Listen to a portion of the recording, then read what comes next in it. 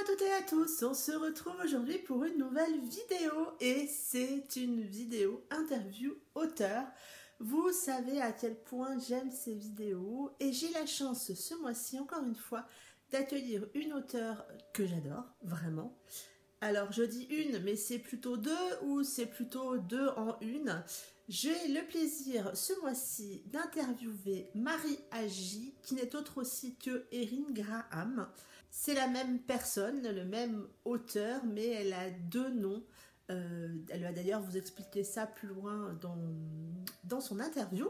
Et donc c'est avec grand plaisir que je l'accueille ici sur la chaîne pour une interview. Et on commence tout de suite. Tout d'abord, peux-tu te présenter pour les lecteurs et les lectrices qui ne te connaissent pas? Bonjour, je suis Marie Agi ou Erin Graham, j'écris des romans. Voilà, je ne dirai pas mon âge et j'habite au Havre, voilà pour ça. Tu as déjà sorti pas mal de livres dans différents domaines sous deux noms différents. Peux-tu nous expliquer pourquoi cette double identité? Alors en fait, à la base j'ai commencé à écrire, je m'appelais Marie Agi et lorsque Addictive et moi avons décidé de travailler ensemble, nous avons décidé de changer mon nom pour plusieurs raisons. La principale étant que eux ne voulaient pas d'initiales dans le nom de famille. Donc du coup, on a décidé de tout changer. Et puis moi aussi, j'avais envie de changer et j'avais des idées de noms, dont Erin Graham. Donc voilà, on a décidé comme ça, ce qui s'arrangeait pas mal, puisque par la suite, j'ai pu me permettre de garder Marie Agi donc pour les MM et de rester Erin Graham pour les MF. Donc voilà. Donc ça me va très bien, même si c'est un petit peu compliqué à gérer de temps en temps quand même. Depuis combien de temps écris-tu? Alors j'écris depuis novembre 2016. Voilà, mon premier roman a été accepté par Lips and Roll en mai ou avril 2017 et depuis je n'arrête plus. Peux-tu nous parler plus précisément de tes deux dernières sorties récentes, Play with Fire et The Boss? Dernièrement, donc mes deux pseudos ont sorti, enfin un livre est sorti sous Marie Agi, donc avec les éditions Addictive, donc c'était un peu un ovni puisque c'est un MM qui n'est pas dans les habitudes d'Addictive, donc sous Marie Agi, Play with Fire, donc c'est l'histoire de deux rockstars qui se rencontrent, l'un est gay, l'autre non, et ils finissent tous les deux un petit peu gays quand même. Ce livre pour moi a une grande importance puisque c'est mon premier MM, le premier que j'ai écrit, donc c'est pas le premier sorti puisque j'ai sorti With Love avant, mais c'est mon premier écrit, donc c'est celui qui me tenait à cœur et voilà. The Boss donc qui va sortir le 7 mai avec les éditions Addictives toujours. Que dire, c'est une histoire que j'adore, j'ai eu un petit peu de mal à l'écrire. Pour des raisons X ou Y, des problèmes de timing, etc. Mais au bout du compte, j'espère qu'il vous plaira parce que moi, il m'a vraiment beaucoup plu. Enfin, j'ai adoré l'écrire. Où puisses-tu ton inspiration pour tes personnages et tes histoires? En fait, l'inspiration, elle vient un petit peu de partout. Donc, il y a les faits divers. Certains de mes livres sont inspirés de faits divers, comme par exemple The Way You Love, qui est directement... Alors, je suis désolée pour la personne. Oh mince, c'est issu d'une histoire vraie que j'ai remaniée évidemment, que ça m'a inspiré simplement. C'était pour le procès d'une femme qui s'était fait battre et qui avait tué son mari. Et elle a été graciée, elle a eu la grâce présidentielle, je crois. C'est un truc super connu, mais évidemment, j'ai aucune tête. Et puis, avec la caméra, j'ai un peu les boules. Donc, du coup, je ne me rappelle plus. Voilà. Donc, le mari battait tout le monde et la femme l'a tué. Et elle s'est fait accuser et graciée par la suite. Donc, ça, c'est le genre de choses qui m'inspirent beaucoup. J'ai une amie, Lou Marceau, qui me raconte souvent des trucs pas possibles et qui m'autorise à les garder pour futurs scénarios. Donc ça c'est pour une première chose. Donc je sais pas si je les ferai tous parce qu'elle a beaucoup, en fait elle a beaucoup de petites anecdotes sympas, mais du coup voilà. Sinon les autres inspirations, donc il y a les gens qu'on croise tout simplement dans la rue, les amis, etc. J'ai pas mal d'inspiration avec des bêtas aussi. On parle d'un petit sujet et on fait des séances brainstorming, donc ça va dans tous les sens. Souvent c'est un peu n'importe quoi, mais au bout du compte, quand on raye le n'importe quoi, il reste des trucs sympas et on développe. Et puis souvent derrière, une fois que j'ai lancé les persos, en fait le plus important c'est que les personnages, je leur donne une identité. Et les trois quarts du temps, il faut savoir que quand je pars d'une idée, j'arrive jamais à la fin de l'idée et ça dérive toujours. Comme With Love qui devait être un seul tome et qui pour l'instant est parti pour en être plus, il risque d'avoir une série de plusieurs tomes. C'est des choses, voilà. Quand je commence, après c'est les personnages qui prennent le dessus. Si je fais quelqu'un de coléreux, je peux pas tout d'un coup le faire gentil ou etc. Donc après, ce n'est plus dans mes mains. En fait, je ne fais que écrire ce que les personnages sont censés faire. Voilà. As-tu encore le temps de lire et quel genre de lectrice es-tu? Eh ben non, j'ai plus le temps de lire du tout. Alors j'essaye de m'octroyer des pauses. Je pourrais en prendre plus parce que c'est vrai que des fois je dis à mes bêtas, vous avez une semaine de vacances, au bout de 3 jours, je leur renvoie un nouveau manuscrit, enfin le démarrage. Le seul souci, c'est même pas une question de temps, en fait, c'est qu'une question que quand j'ai un scénario, j'arrive pas à lire autre chose. Donc si j'ai un scénario en tête, si je me dis j'attends une semaine et je le commence, bah en fait non, ça me brûle les doigts, donc je lis un livre, 2 livres, au maximum 3, mais c'est vraiment grand max, et puis je repars quoi. Donc je ne suis pas une grande lectrice malheureusement, j'ai pas le temps déjà, et puis en fait quand j'ai une histoire dans la tête, les autres histoires me brouillent et c'est pas bon, et j'apprécie pas la lecture. À moins que ce soit de très bons livres, comme j'en ai lu dernièrement, mais pour la plupart du temps, c'est impossible pour moi de lire beaucoup, voire de lire tout court. Et il faut savoir que je suis ultra exigeante et que comme j'ai pas beaucoup de temps justement, si l'histoire me plaît pas au début, avant je le faisais pas, avant d'écrire je faisais pas ça, mais maintenant il m'arrive très souvent d'arrêter un livre en cours de route parce que j'ai pas le temps, en fait j'ai l'impression de perdre mon temps. Donc je suis un petit peu exigeante. Mais par contre, quand j'aime. Et puis j'en rêve pendant 4 jours. Et puis c'est un vrai bonheur, toujours, quoi. Vrai bonheur de lire. Mais malheureusement, je suis un petit peu chiante. Voilà. Peux-tu me décrire ton espace de travail quand tu écris? Alors mon espace de travail, on en a tous un comme le mien chez soi. C'est un bout de canapé, donc il me faut un dossier sur la droite avec un coussin en dessous, une table basse pour mettre les pieds et mon PC sur les genoux. C'est à peu près tout. Et puis des fois, quand je fais mes relectures, tard dans la nuit avant d'envoyer au bêta, je passe dans ma cuisine, j'allume une clope et je relis sur le bout de ma table de cuisine et puis voilà. Quand tu écris, écoutes-tu de la musique et si oui, laquelle? Alors, il n'y a aucun secret. Quand j'écris, oui, j'écoute toujours de la musique. Donc, alors, les 3 quarts du temps, les playlists, je les publie avec le livre. Enfin, il y a toujours une playlist. Enfin, quand il y a une playlist, parce que des fois, il n'y en a pas. J'ai vraiment des musiques, souvent, que j'accorde vraiment au livre. Et je ne travaille qu'avec ça. Donc, il y a des fois des playlists de 10 musiques. Sachant que j'écris un livre en 1 mois, je travaille à peu près 7 heures par jour.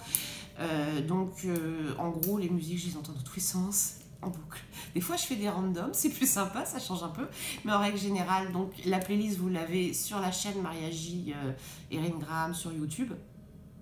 Et j'ai aussi une playlist générale où il doit y avoir, je sais pas, je crois qu'il y a 500 titres que je mets en boucle aussi quand je fais des romans où il n'y a pas de playlist attribuée ou quand j'ai envie de changer un petit peu. Voilà, donc c'est du hard rock. La plupart du temps, ou des années 80, ou des trucs tout mièvre. J'aime beaucoup aussi le mièvre, ça dépend. Voilà. Quel est le dernier livre que tu as lu? Alors, j'ai envie d'en dire 2. Les 2 qui m'ont vraiment marqué. Donc, le tout dernier, c'est Au milieu de nulle part de Rowan Parrish, qui est un MM qui m'a bluffé. De toute façon, je ne sais pas pourquoi celui-là, quand je l'ai vu, je l'ai acheté direct. Je savais qu'il allait me bluffer, il m'a bluffé. Il m'a donné envie de bûcheron, de câlin tout doux, voilà, c'était vraiment un très beau livre et j'attends le 2 avec impatience qui devrait arriver dans pas longtemps dans ma boîte aux lettres. Parce que je lis aussi pratiquement exclusivement qu'en broché, il faut le savoir. Sinon, l'autre c'est Calder et Eden, donc c'est un peu plus vieux, mais c'est vraiment été un vrai coup de cœur pour moi et j'adore Mia Sheridan et donc voilà, je voulais juste le dire parce que j'adore, voilà. Quelles sont tes prochaines sorties? As-tu de nouveaux projets? Peux-tu nous en parler un tout petit peu plus? Alors, les prochaines sorties après The Boss, le 29 mai, on aura donc une sortie MM en auto-édition que je fais toute seule, Turn Me Wide. Donc ça c'est une enquête, donc ça reste une romance, mais j'ai voulu intégrer une enquête parce que c'est quelque chose que je m'étais toujours dit que j'arriverais jamais à faire. Et du coup, avec une chère bêta, on a passé peut-être 4-5 heures à mener l'intrigue. Bon, c'était franchement excellent de partir de la fin pour revenir au début. Et on a donc créé une intrigue. Et je me suis dit jamais j'y arriverai. Puis on a quand même essayé. Donc du coup, j'ai pris tous les éléments que j'aime bien. Donc des gens un peu fous, un petit peu comme dans Play with Fire et un petit peu comme dans With Love. Un MM parce que voilà, j'adore écrire du MM. De la musique, un milieu un peu musical. Enfin là, c'est un petit peu en background. Il n'y a pas vraiment de musique. Il y a un concert, je crois. Mais enfin, c'est pas vraiment le thème. Mais voilà, donc comme ça, j'étais tranquille avec des choses que je connaissais. Plus l'enquête que la première fois de ma vie que j'en faisais. Et on a mélangé le tout. Et puis ça donne un livre assez marrant. Donc j'espère qu'il vous plaira. Ensuite, avec Addictive. C'est ça que je vous parle des choses sûres. Ensuite, avec Addictive, on a un autre projet qui devrait sortir en août, qui pour l'instant, alors j'ai pas de couverture, je n'ai pas non plus de nom à vous donner. Ça va être aussi dans le milieu musical.